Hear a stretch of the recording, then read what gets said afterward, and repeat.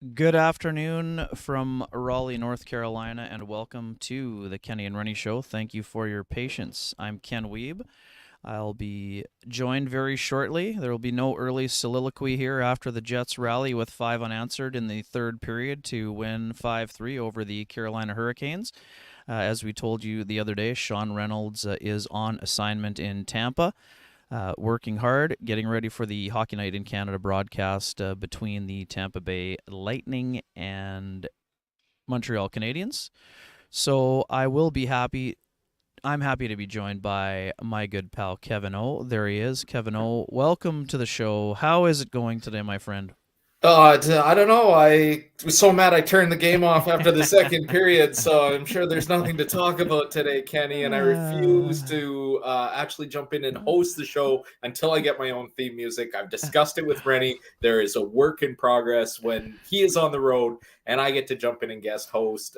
Eventually, there will be theme music, but man, there's just too much to talk about in this game. This comeback, the emotion of it, the way that it transpired, the play, coaching decisions. There's a ton of Indeed. storylines coming out of this game in Carolina today. But what to me, just watching tweets rapidly being deleted after the second period that the Winnipeg Jets played today, and seeing what happened in just 20 minutes later, there still is belief within this fan base and within this team, obviously within this dressing room, that when they go up against those top tier teams. I know Dallas was a kick in the nards right on Thursday night. That this kind of restored that faith moving forward, that the Winnipeg Jets are for real, and that's certainly the impression that head coach Rod Brind'Amour of the Carolina Hurricanes had in his post-game comments today. He must have said it 12 times that it's a damn good hockey team that we were playing against, and as much as they made mistakes, and he agreed that Kachetkov makes a boneheaded decision on the game-winning goal. You understand that. But he gave credit to the Winnipeg Jets. So I think we will be doing that a lot too in the next half an hour. Yeah, no doubt. And I'm with you. I thought it was. We're gonna bypass the traditional buffet activity here, just so folks know. It'll be in a bit of a abbreviated version of the show today. I apologize. The And for brew. those of you who think that it is glamorous covering an NHL hockey team, I will let you in behind the curtain as to Ken Weeb's travel schedule, as he's texting me last night at midnight. I just got into Raleigh, into my hotel room. I'm exhausted from writing up the Dallas stuff and getting to practice and getting my flight in here. He lands in Carolina. He's got the early start, obviously, that I made lots of fun and had lots of fun with, saying that the game was actually rescheduled to start 1:30 local time, Ken, because that's when the third period started here in Winnipeg, and Oh people are eating man. it up. Thank you for following along. Kenny's got to now fly to TO and then rent a car, drive Oh, to hang on. Buffalo, First, cover the game, first, first fly to New York tonight. Flying to New fly to York New tonight. York, Then fly to Toronto at 6 a.m. then Then rent a car back drive. into New York, No, the drive. Yeah, state of New exactly. York, in Yes, Buffalo. drive to Buffalo. Drive. Do the show after tomorrow night's game. Drive basically straight to Pearson Airport, and then get on a 7 a.m. Flight. So, for all the folks who think it's five-star hotels and steak every night, this is again. It's not a complaint by any No, stretch of the imagination. But not at we've got all. But we're going to be brief, just so we got to be focused, Kenny, because yeah, you and I yeah, will get off target, and then we'll think it's the round table again, and we'll yeah, be chatting for exactly. 3.5 hours, right? Like Yeah, the good and then old I'll and days. then I'll miss my 6:25 flight, and I hope.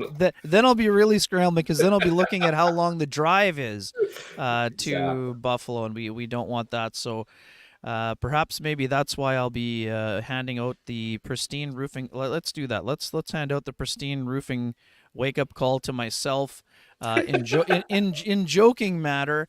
Um, to start off with that, and when we do the Pristine Roofing call, that means we should be calling North End Rick. If you have roofing and siding needs you'd like to have met, contact our good friend North End Rick, 1-204-981-6289. Or if you want to give North End Rick a break, just call the Pristine Roofing line at 204-237-7663.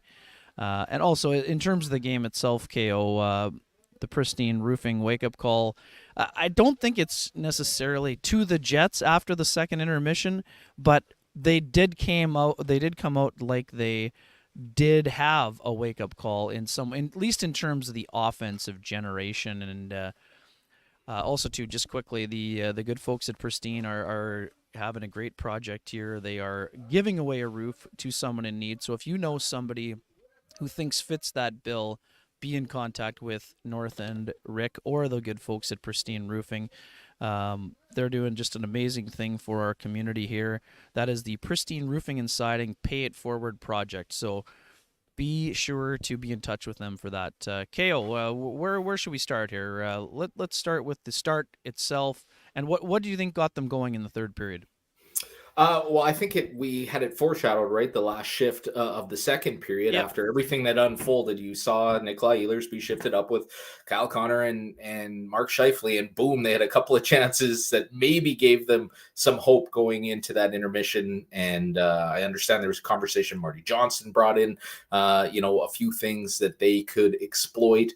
But you saw it right out of the gun, right? It was Mark Scheifele playing like a 6'3" man today, because I thought this was one of his most physical games, let alone the offensive talent. We saw the dangle and the deke. We know he's got all those elements to his game. To me, he was engaged physically. He was strong on that forecheck and turning pucks over. And to me, that drives so much. And obviously, the elevated role of Nikolai Ehlers. And I know Twitter was very happy to see that happening. The Jets fan base, those are your spark plugs, right? That get you going. But at the end of the day, and there's lots of people complaining about, Kyle Connor's game in the first 40 minutes and the last, 6 weeks since he's returned from his injury. The reason Kyle Connor is because he gets that first goal that gets them going. He's just a pure finisher, right? So for all the flaws or warts in his game, his ability to finish with those top players is why he continues to be there. Yeah, right on, KO. I couldn't agree more. I thought that Kyle did have a quiet first period and a half for sure. Making whole plays, right? Passing pucks. Yeah, and turnovers that just aren't, very uncharacteristic. Yes, some people would say he turns the puck over once in a while, but I loved his third. He got his legs going, and I didn't like that Lions game very much in Dallas, and obviously there was some disruption with Gabriel Velarde leaving the lineup here. And again, for folks who didn't see Rick Bowness on the post-game show, Gabriel Velarde has gone from day-to-day to back to Winnipeg for further evaluation. He will not be available at least for Sunday, and we won't get a further update probably for a little bit here before the Jets host the Kraken on Tuesday after the back-to-back scenario. I asked Rick Bowness if it was his back. He just said it was an upper body injury. Is it something that happened in the game against Dallas? He said it's been something that's been bothering for a few days, so just best for him to have a break. So that's the update there.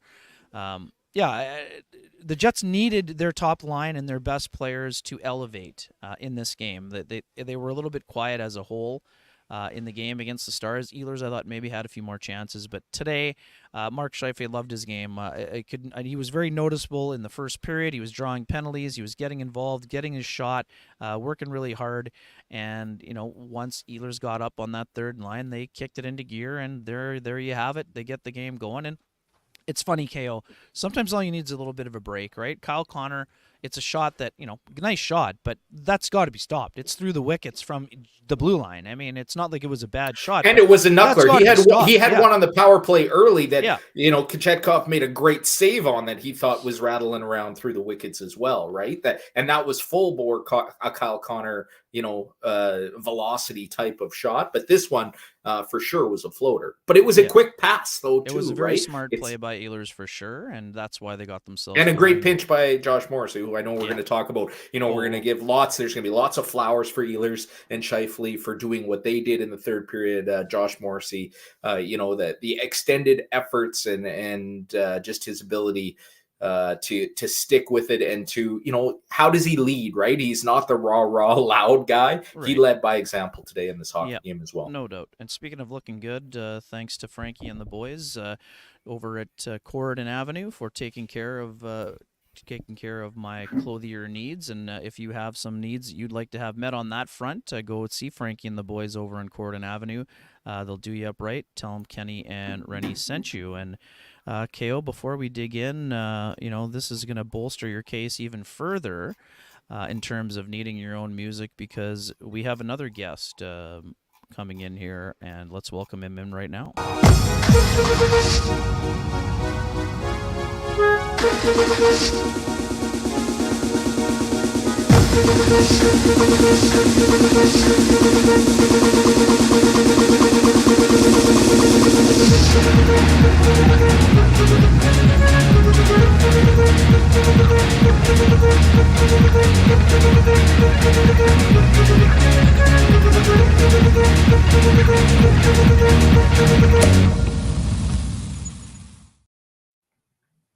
There he is. When you hear that music, you know who else is here. Scott Billick from the Winnipeg Sun. Scotty, welcome. How's it The going? sandstorm there, the snowstorm in Winnipeg tonight. It's a good time. Goodness. And what a ridiculous! I heard your flight schedule. What the hell, Kenny? Where are you going?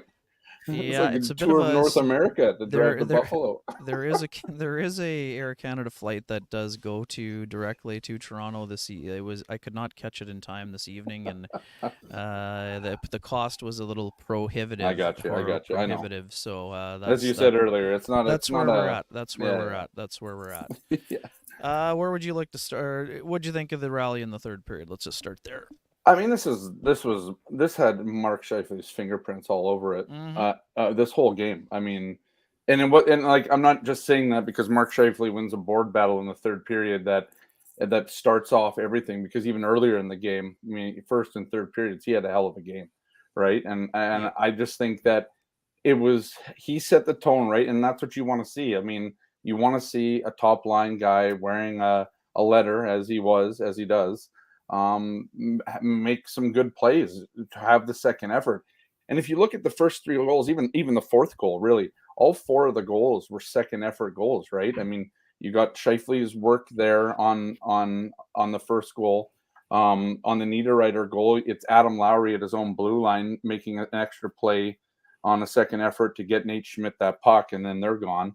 The third goal, it was, there was Monahan. You asked Monahan after the game about the battle to Jordan Stahl there. Then it's the extra effort from Josh Morrissey to poke the puck up to Scheifele, who got behind the defense. And then on the Monahan goal, it's Monahan who beats the guy to the puck in the neutral zone that sort of springs Nemestikov, who wins that race. And Ehlers made a great play to set that up as well. Exactly. Scotty down low in his own end, right? Indeed, yeah. Like to me, it was everything the Jets didn't do in the second period that like Monahan got beat to a puck on one of the goals, the Teravainen goal, I believe it was. So all the second effort that was sort of missing in the second period, they brought with them into the third. And yeah, I mean, we can talk about, the stuff that the Jets need to clean up, but 5 goals, and to me, they were all scored. This wasn't like one of those lightning in the bottle moments, Kenny and Kevin there. It wasn't one of those times where this team just finds a way to score 5 quick and it's all done by skill. Like, I look at all 4 of those goals, I mean, the empty netter aside, all 4 of those goals were played the right way. They did something extra to make those goals happen. And to me, that's the difference in this game. And it's not, I know Sean, he's not here tonight, but he might suggest that this game was one of those types of games. I don't know if he would, though, because, I mean, I look at the way that those goals were scored, and it was a product of hard work, right? And there was a maturity in that. I think Kevin Sawyer said it on the thing, and I agree with him. Like, there was a maturity in the way that the Jets came out in that third period, started off, got that early goal, and then it was just kind of off to the races. They scored 3 and 404, but they were all scored the right way, and that's what the difference to me is. It's not just one of those games where you sort of get lucky. I didn't think they got lucky. They earned all of those goals, at least I had mature response written down as well, Scotty. And the other thing is that they played like a good team, right? A good team that Vladimir Nemestikov said on the broadcast that we lost our focus for 3 or 4 minutes. Might have been a little bit longer than that. It was about 9, I think. But yeah, exactly. But he said that's all it was, and they could get the train back on the tracks. And they actually went out there and executed it and did it, right? So They didn't just have a mature response like an older team that's been through this and seen stuff and knows. They went through it like a good team that says, I don't care that the Carolina Hurricanes have lost 1 game when they have a lead like this going into the third period all year. And we know their reputation and how they can lock teams down. We're going to go out there and we're going to put the pedal down and see what happens. And it did. It did work out. Thanks to hard work. Yeah. Yeah, impressive stuff all around, and yeah, another outstanding game for Josh Morrissey. I mean, obviously too. I mean, I was hoping that Monahan would be a little bit more expansive in his answer, but honestly, that goal doesn't happen without. I mean, it's one of those Right. things that's so ridiculous. He won't get or he has not got an assist unless they're going to add it. Yeah. He totally wins the battle with Jordan Stahl. If you don't win the battle, the puck is out. There is no goal. There is Well, no yeah. I mean, there it's the is no same as the second Scheifele effort. goal, right? Like There's yeah. there's no one-handed play by Josh Morrissey to get it to Scheifele to Yeah. go to the backhand. So, anyways, maybe it didn't touch his stick, but I mean that to me, No, those but you're are right. those are Like that play doesn't it, happen without it, Sean Monahan. right. It's like the opening goal. It doesn't happen without Mark Scheifele Right. down on one knee protecting sure. the puck, then getting thrown into. And he did. Here's the thing about that whole goal. And I'm sorry, I don't want to belabor this goal, but I think it was so good because it happens against Jacob Slavin, and I know Kenny knows how I feel about Jacob Slavin. To me, he's a top 3 defenseman in the league. And the way that Scheifele protects that puck, gets down on one knee, gets back up, then sort of gets thrust into the end boards there, goes kind of hard at right shoulder. I was almost worried at that point because the way that he just kind of, he sort of, it was a thrust a bit, and then he sort of fell into it a little bit. Yep. So then you worry, but then he wins the puck, and then, it hits Ehlers' skate, but it was, it turned into a good play in the end because it was a bad giveaway by Carolina. But without that effort down low, that puck's probably just out and up the ice again. And so again, not like you said on the Monahan on the Scheifele goal, you don't not going to get an assist for that. Mark Scheifele doesn't get an assist. He only has 1 goal. But again, I mean, for me, it's Mark Scheifele's night. It was his footprints or his hand fingerprints, whatever you want to call them. The prints were all over this one, and it was that was an exciting because the first period was back and forth. I think I don't know what they showed in there. I was looking at the play-by-play. The shots were 8-0 on the NHL, like the official play-by-play. I think it was 6-1. Maybe they showed on the broadcast. I don't know what they had there. Like it was, and those shots, I think it was 324. So the Jets handled that barrage early. Connor Hellebuck was good. Maybe a little. I don't know how we feel about the first 2 goals, but I think Hellebuck made some big saves. He made a big save on, I forget, it was the power play. In Jack Drury. That was in the one, third, and then the big one on Jarvis, right? Or the Jarvis one, because that one kept the game from 4-3 nominees, I would though, imagine. Yeah. So anyway. Yeah, no doubt. And again, that was a really good zone entry by Scheifele on that sequence too before the goal, right? I mean, I thought he was explosive down the wing and really did a good job. And yeah, I mean, just a quick one here before we go into some of the other madness. Thanks again for your patience, folks. Speaking of things that pay off, our good friends at Cambrian Credit Union know a thing or two about that. If you're looking to pay off high interest credit cards or debt, we suggest you talk to our friends at Cambrian Credit Union about their payoff loan. They can show you how taking out a loan to pay off your debt actually gets you debt free faster and can save you thousands of dollars. Go to cambrian.mb.ca to book an appointment online. Let's and it might be a little bit early, but I just don't want to force it here in case I have to run out the door before long here. Let's go directly to the lamplighter, Scotty. What are you choosing for the lamplighter today? Yeah, that's a good call. Jeez. You want me to go to Kevin O first? Is that what you're saying? I mean, I think it's the Scheifele goal. Like the Scheifele goal was probably it. I love the whole work there. I mean, obviously the first one, but it was a bit of a floater, right? I don't think that one was supposed to probably go in, but it did. I mean, it happens. But the Scheifele goal and just the deke is so smooth, right? I mean, he's in alone. Kachekov bites hard, and that was it. And obviously, I really like the Niederreiter goal. I mean, I'll stick with that one because somebody was probably going to say the Nate Schmidt the Niederreiter one, but I like the Scheifele goal because it was just it was a product of all the hard work that Scheifele did, and I thought it was fitting that he tied the game there the way they did. And it was just great work by Monahan and Morrissey before him on that goal to get that puck to Scheifele. And yeah, that'll be my lamplighter. I think we might be unanimous on this, but I also like the effort the skill and the patience of Sean Monahan on the goal. I know it's an empty netter is pretty much how it turns out on the game winner. Yeah. But, with Vlad there, with a goaltender, how many times do you see that play and the puck never stays on the stick of the forward? And if he shoots it right away in a panic and saying, I've got an empty net, I'm going to pile this through, the defenseman makes the save because he's in between him and the goal. He takes the second, he checks it, and he puts it into the yawning cage. So I like the skill and the patience from Monahan on that goal as well. Yeah, I'm going to go with the Niederreiter first marker, and only because he told me yesterday that he hasn't loved the fact that their line was not generating enough offensive zone time and momentum. He said they have to do a better job of getting to the blue paint. And, great play by Nate Schmidt to do that. But, Niederreiter has to get there in order to get the blue paint special. And then he gets a reward. And here's the other thing. Nino's been a little quiet offensively. We know that, guys. We've been talking about it for a while. That line as a whole has gone a little bit quiet in terms of the offensive production.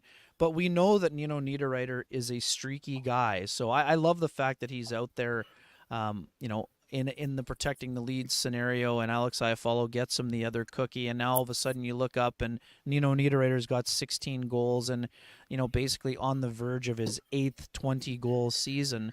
I thought that was just important just because of the way, in terms of the, I love the Scheifele goal for all that it represents in the game, and because of the, I would say, 3 outstanding individual efforts, Monahan, Morrissey, and Scheifele. Yeah. But I think because the Jets have been, if they're going to win in the playoffs and down the stretch and try to find a way to be first in the Central and maybe even in the West, they need that third line going. So lots of talk about how do they get back to December and January, right? They were getting It's secondary scoring. So as good as Scheifele and Ehlers and Connor, finished and were dominant in this game, when you look at the final stat sheet, that one of the reasons that they make this comeback as well is because there was other guys scoring and they didn't have to just rely on those guys, although they drove the bus. Yeah, and I don't even think we're talking too much. I mean, not to cut you off, Kenny, but it just the pass by Nate Schmidt and the rush, yeah. So here's the one thing about Nate Schmidt, and you got to think about Nate Schmidt right now. He's sort of the 6th defenseman on this team, but he's been a bit of and that's the thing. Like, Nate Schmidt still needs to perform here because you got to think the Jets are looking for at least some reinforcement there on the back end at some point before next Friday. Nate Schmidt puts that on film today, and that's a nice play. Like, that's one of the things. And I talked to Nate Schmidt earlier last week a little bit, and one of the things he talked about was he was challenged by Rick Bowness to one of the 3 things that he was challenged by Rick Bowness was getting more up into the play, start going north with the puck instead of going D and those types of things. That goal is prime example of Nate Schmidt going north, getting up into the rush of the play, makes a perfect backhand pass to Niederreiter. And how do you generate offense, right? You need odd man rushes, and you need where's that odd man going to come from? He's going to come from the back end. We see it with Josh Morrissey as well, right? And, exactly. And early in the season, again, when they were going well, where was the offense coming from? Brendan Dillon's blasting home shots, and Dylan DeMello was piling up some cookies, making those well-timed plays, right? They don't necessarily have to be the primary assist or the score the goal themselves, but they're generating offense. They're thinking offense. They're not being scared and pushed back on their heels trying to defend like the Jets have been in the last 4 weeks, right? Yeah, no doubt about that, guys. Those are our lamplighters, but it doesn't matter what our opinions are. It matters what you think. So please leave your lamplighter in the comments section or in the comments on the YouTube page, or send a note to Sean or myself, and you'll be automatically qualified for a frosty and delicious 8-pack of lamplighter from our good friends at Trans-Canada Brewing Company. If you cannot wait to have your name called, see the folks at Trans-Canada Brewing Company in their tap room at 1290 Kenniston Avenue. And the winner of the lamplighter from Thursday's game is Third Fritz, who chose the one and only Vladislav Nemestikov goal. Third Fritz, you know what to do. Send myself or Sean Reynolds a DM on the X/Twitter machine, and you can claim your Frosty and Delicious 8-pack. Keg save of the game. KO, let's start with you, my man. Well, the obvious one, if you're going to just judge them on individual saves, is Connor Hellebuck coming across the crease to take one away from good Winnipeg boy and Seth Jarvis on the power play in the second period. Just individual saves, but the timing save is more important, and it trumps the actual highlight worthiness of the save in my mind. If Connor Hellebuck doesn't stop Jack Drury on the power play, with the game tied at 3, and he's right in that bumper spot, he's within 3 feet of the net, we know that's a high danger chance. If Connor Hellebuck doesn't make that stop, I don't think we're talking about a victory, and all the good stuff that kind of unfolded shortly thereafter. So that penalty kill and that save by Connor Hellebuck is my cake save of the game. Scotty, how about for you? Yeah, I mean, I want to pick the same one, but I won't. I'll go back to the Jarvis one because it was just so like, I mean, when you go back and they put together Connor Hellebuck's Vezina video from this year, because he's likely going to win that one's on there. That one's on there, right? Like that is highlight reel save, post to post, great push from him to get across there. I mean, it means nothing, I suppose, in the end of the game, right? Like, I mean, by that point, I believe that, that three save that he made there on Jack Drury was huge. Like that to me, those are like the ones that win you the Vezina, because of the fact that when that save is made, that you need to make that save. But at the same time, the highlight reel goal or save there is that one on Seth Jarvis, and yeah, I mean it shows exactly what Connor Hellebuck's about. He can be big and boring in a lot of the times, but then sometimes he's so big he can make that push across, so strong in the kind of the core lower body area, and he gets across and makes a huge save in the game. Maybe the timing wasn't there or whatever, it doesn't matter. I really like that save, and you're going to see that on the film in a few months here when Hellebuck wins his second Vezina of the season. I have one other honorable mention. Also going on the? Is that also going on your heart? Heart suggestion? Yeah. Are we going to get into this? Because this is a tough one. We don't have time. Right? No, I know we don't have a lot of time. I'm sorry, I'm not teasing. I mean, I literally think he is in the discussion. He's in the running, is he not? Like, I mean, he's a top 3 or 4 right now in the Hart, because I think we got to put Kucherov in there and McKinnon there. But he's there. I mean, that's just the thing. I mean, what do you do without Connor Hellebuck, right? I mean, where is this team? And don't get me wrong, Laurent Brossoit has played really, really good this year. But Laurent Brossoit has not shown yet in his career that he can be a starting goaltender for a long period of time. The Jets, especially during this stretch, like, I think we got to look at this, that when they won 7 of 8 games, why were they winning a lot of those games? Connor Hellebuck was tremendous in a lot of those games because the Jets got away from their structure, and Connor Hellebuck was seeing a lot more high danger shots and just shots in general than he had been. And that's the time of the year when there's a lull, and this team, and Brendan Dillon, I think, told you, Kenny, or against Dallas. No, it was after the Arizona win, actually. Never mind. But either way, he said after that win, last year, this team wasn't winning those games. Right. This year, I think it's changed a little bit in the way that the structure is played. But Connor Hellebuck, given the fact that he's just that good, we haven't really talked about him as much because the structure maybe has taken away some of his thunder, let's say, of how good of a goaltender he is. But I think he's shown how good, again, he is in these situations when the team sort of leaves him in kind of no man's land, and he kind of picks up. So yeah, he's on my heart ballot, and he will be unless something dramatically changes over the next 2 months, I guess. There you go. And, I'm going with the save on Jarvis as well. Yes, Seth Jarvis was a little bit in disbelief, and yes, it took Dylan DeMello kind of poking it between. It was between the pads, and to ensure it did not go over. But we're all going with. I'm going with Jarvis as my save of the game, and please send your save of the game to be automatically entered for a $50 gift card from our good friends at the Keg, which can be used at all 3 Winnipeg locations, each location better than the last. And thank you to our good friends at the Keg for being such great sponsors. And that will take us to our winner. Our winner from the last show is Winnipeg Gabriel Vivaldi, who has the shirt to go with the handle, which I love. In order to claim your prize, direct message myself or Sean Reynolds, and we'll go and be ready for the next choices. That brings us to The Johnson Group got you covered. I've got a good one, folks, and I'll turn it over to you first. Or actually, never mind. I'll lead with the Johnson Group got you Good, covered. because you didn't say who you were turning it over to. So. Yeah, I'm going to turn it right back over to myself before I run to the rental car. Third person now, yeah. Yeah, there we go. Exactly. Why are we here, Scotty? Why are we yeah, here? exactly.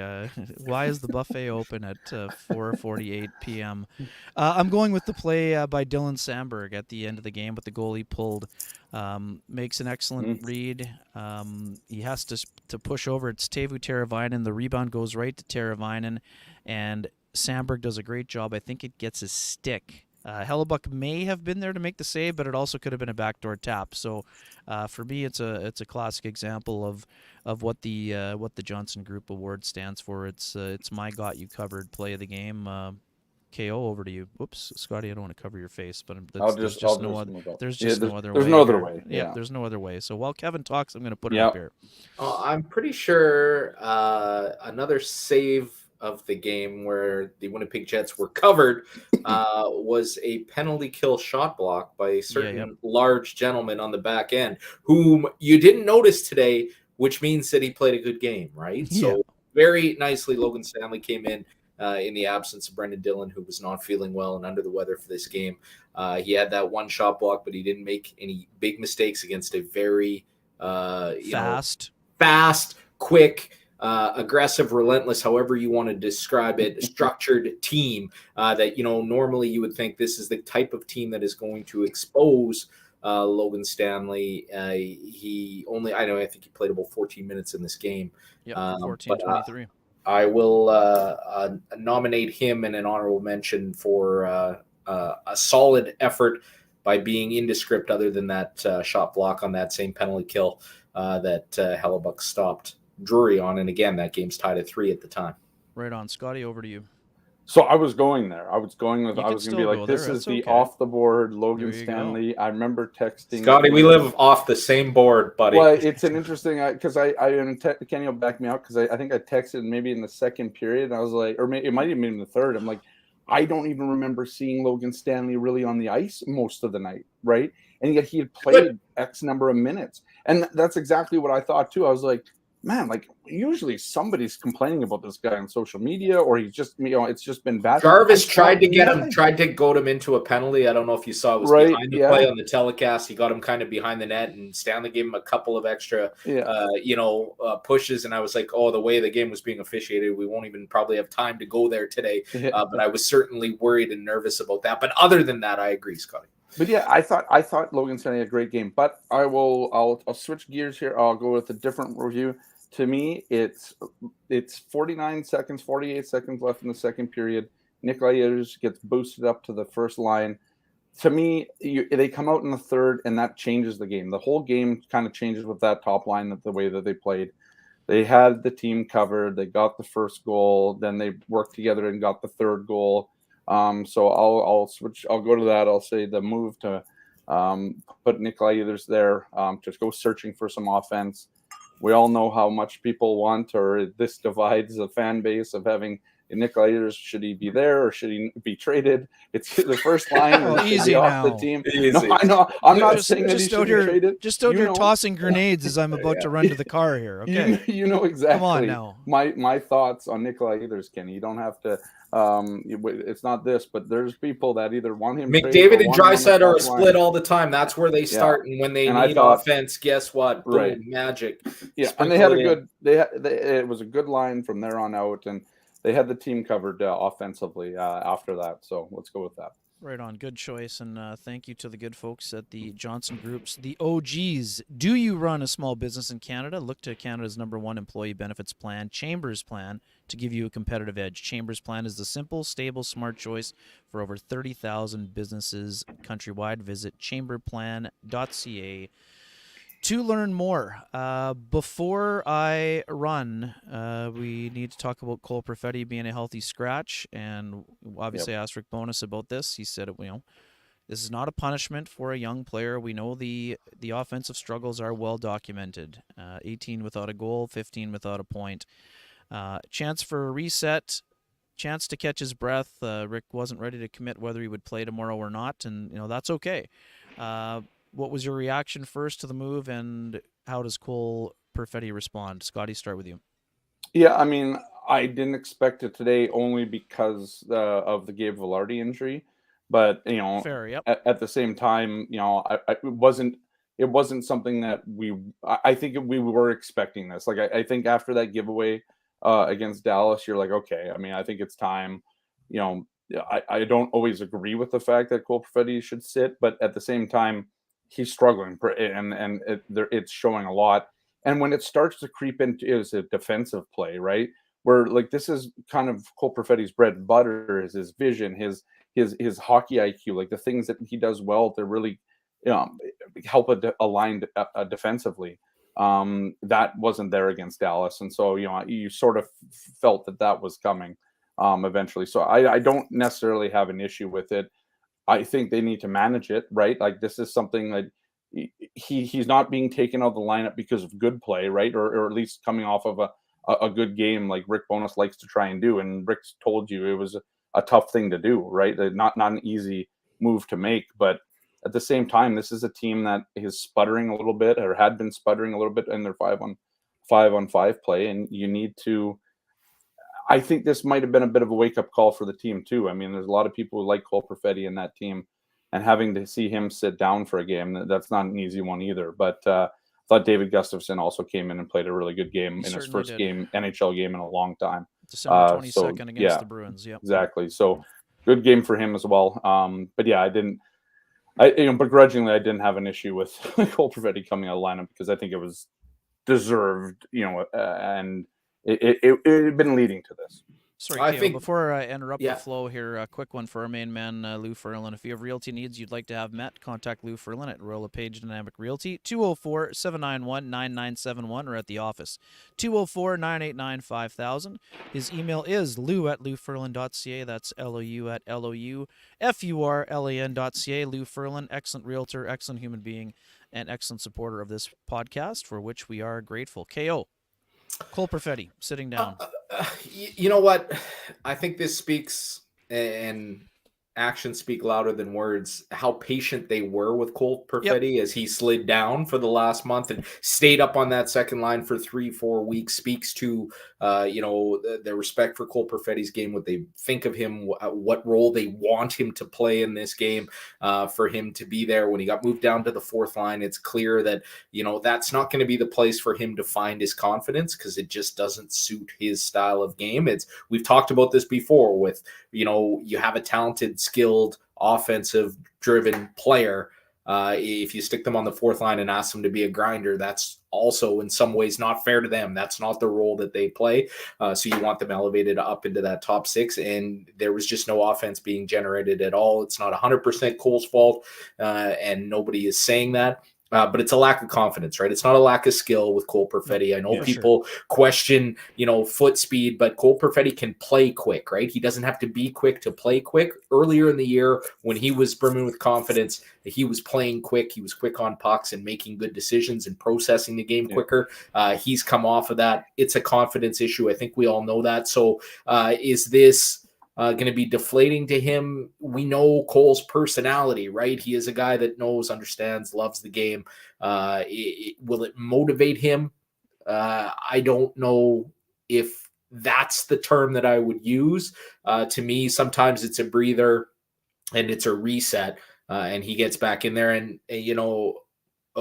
we're talking about it. It's deadline week, right? So there's so many looming things here with the Jets. They play 16 games in 29 days. The deadline's looming this week, and now the Velarde injury. You don't get sent home if you're day-to-day. You get sent home if it's 4 to 6 weeks. This team without Gabe Velarde for 4 to 6 weeks is going to need offense to come from somewhere. And so I think that's going to put, a pressure point on Cole regaining the form that we saw earlier in the year, hopefully. And if he doesn't, the Winnipeg Jets are in desperate need of offensive help. Yeah, I think the timing is actually smart here. And I was discussing this with a little bit going into the game. And I thought that, for Cole, we know the struggles have been documented. And I just thought that, again, and this is not just to pin one play on a person. I mean, the turnover that led to the first goal against Dallas on Thursday, that's an example of a lack of confidence. Cole was not pressured heavily on the play. Basically saw a player that wasn't there. Like the pass, he was looking for Nemestikov to be just above the hash marks, and that's not where he was. And the pass wasn't, close enough to him. And again, other things happen on the play, but to me, that's just a sign that Cole needed just a chance to sit back. He sat just down the way in the press box. He wasn't hanging his head, sulking about it. I mean, of course, I'm sure he wasn't happy about it, but that's okay. You don't want the player to be happy. You want him to understand why the decision is made. Then it's up to the player after that to handle his business and show you why he should be back in the lineup. I thought this was a smart game to have Cole out. Not that he can't handle it, but the pace in this game was played at hyper speed in the first period. So when you have to be making confident plays, right? That's what I'm saying. Exactly. You're toast. You're toast. Exactly, especially off wing, everything he's being asked to do. I thought it was important to get Gustafsson in the lineup, who was great. I know it was only 6:25, but he was very good in the game. Energy, skating well. Kupari is a guy who, right now, Cole Perfetti does a lot of things better than Rasmus Kupari, but right now, playing on his strong side, and he just brings a little bit more of an ability to chip and chase the puck out of the zone and get in on the forecheck. Straight line speed. Straight line game. That's it. So for me, I expect Cole Perfetti to bounce back. I expect him to get in relatively short order here. And yeah, depending on how long Gabriel Velarde could be out of the lineup, the Jets are, there were times during the game where I'm like, man, I bet the Jets wish they had Cole Perfetti on the power play, even though he probably wouldn't have been on the top unit. So, I think it was a smart move. I think Cole will handle it well, and I think he will, there's a chance here for him to respond. He's going to get games before the deadline. But yeah, I mean, I think it's going to give Kevin Cheveldayoff some additional pause in terms of potentially looking at a middle six forward to add. Nino Niederreiter getting his offensive game rolling is also going to help because it gives them another option to go up if they wanted to. Alex Iafallo, even something as small as a cookie on an empty netter assist is important as well. So, all those things, and there you go. You can understand why Rick made the decision. And again, I think all parties will handle it well moving forward. This isn't a Cole can't play. He's not going to be a factor in the playoffs. None of that. That's up to him to decide over the last 23 games of the year. And I expect him to be ready. I expect the reset will help him provide a little bit of perspective. You take a deep breath, go back to the things that you were doing well in November and December and even part of January. So anyways, I just got a text from Mike McIntyre, my colleague at the Free Press, saying, well done, you're going to make your flight. So I would say that's probably my sign that at 5 o'clock I'm going to run down to the rental car.